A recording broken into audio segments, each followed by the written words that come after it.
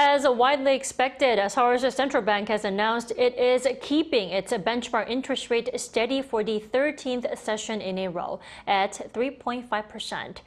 Skyrocketing home prices and household debt were partly behind the decision to hold off rate cuts. Our Lee Soo-jin reports. The Bank of Korea has held its benchmark interest rate steady at 3.5%. The decision was announced on Thursday following the second Monetary Policy Committee meeting of the second half of the year.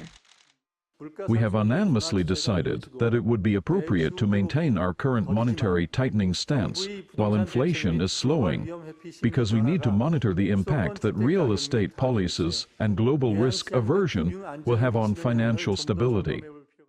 This is the 13th time in a row that the BOK has decided to freeze the rate, its longest rate freeze streak.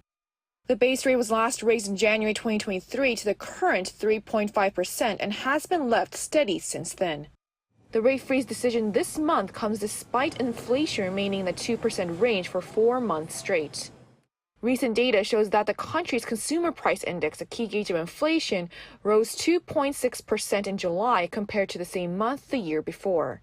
This is higher than it was in June, though, when consumer prices rose by 2.4%, the lowest since July 2023. There are also ongoing concerns about growing household debt and housing prices. Data released by the Bank of Korea on Tuesday showed that the country's balance of household credit, an indicator of household debt, came to more than $1.4 trillion in the April to June period. That's the highest on record on a quarterly basis. Mortgage loans led the increase, surging by nearly $12 billion compared to the previous quarter.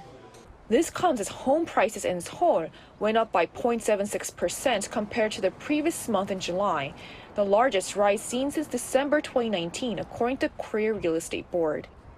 The BOK's decision was also influenced by the U.S. Central Bank in its most recent meeting deciding to keep interest rates unchanged, as it's unlikely that the BOK will cut interest rates ahead of the United States, with the current interest rate gap at its largest ever at 2 percentage points. But as the Fed is widely expected to cut interest rates from as early as September, the Bank of Korea could also cut rates in its next policy meeting in October.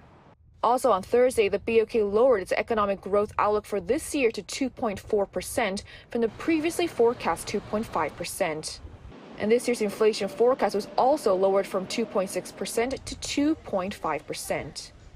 Lee Soo-jin, Arirang News.